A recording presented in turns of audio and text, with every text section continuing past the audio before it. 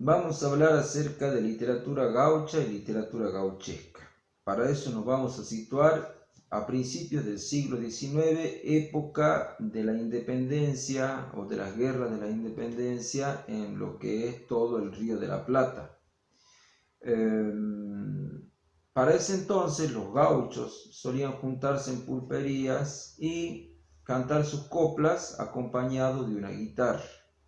Esas coplas estaban destinadas a sus pares, es decir, eran para que sean escuchadas por otros gauchos. Por lo tanto, el público receptor era un público receptor analfabeto, porque el gaucho no sabía ni leer ni escribir. A eso se denomina poesía gaucha, es decir, la poesía en forma oral,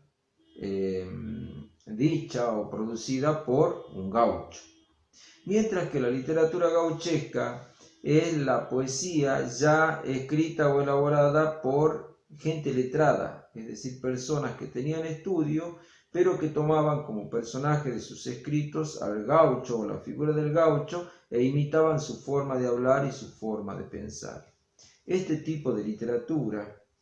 es inaugurada en 1818 por Bartolomé Hidalgo,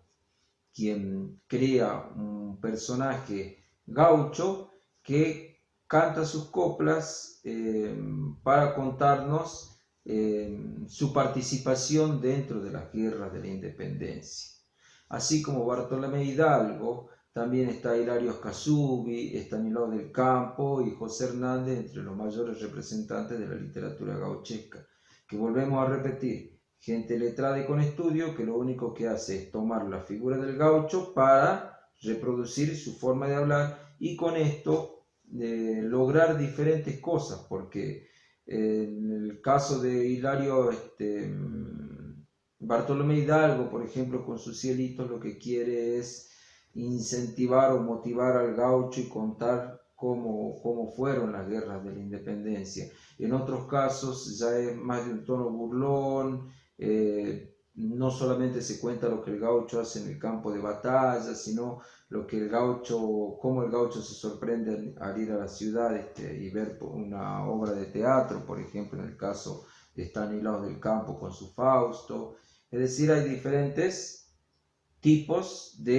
dentro de lo que es la literatura gauchesca, diferentes autores que toman al gaucho y toman su obra para diferentes cosas. En el caso de José Hernández, por ejemplo, él lo que hace es tomar un gaucho y que ese gaucho cuente su historia o cuente su vida o cuente sus penas y todo lo que le iba pasando. Por otra parte, nosotros también podríamos hablar de una literatura con gauchos o una literatura que tiene a los personajes como gauchos, que ya no entrarían dentro de lo que es la gauchesca, porque en la gauchesca, repito, lo que hacen estos escritores es tener como protagonista al gaucho, pero el gaucho imitando su forma de hablar, su forma de cantar, ¿sí? A través de la guitarra. En cambio, la literatura con gaucho podríamos estar hablando ya, por ejemplo, de Facundo, de Juan Moreira, de Don Segundo Sombra, en donde son libros que tienen, obras, novelas, novelas de folletín, que tienen como personaje al gaucho, pero no es el gaucho quien habla, sino que hay un narrador que nos está contando la historia de estos personajes gauchos. Entonces, para tener en cuenta tres cosas diferentes. Literatura gaucha, que es la hecha para los gauchos y destinada a un público analfabeto, a sus pares. La literatura gauchesca, escrita por personas cultas, con estudio, para otro público ya no es para la gente, quien escribe literatura gauchesca no escribe literatura para los gauchos, sino que escribe su público destinatario es personas que sepan leer y escribir. Y por último, la literatura con gauchos, podríamos decirlo, donde tienen personajes gauchos, que aparece el gaucho como figura principal, pero no se imita su forma de hablar, no se respeta su forma de payar, su forma de tocar la guitarra, etcétera, etcétera.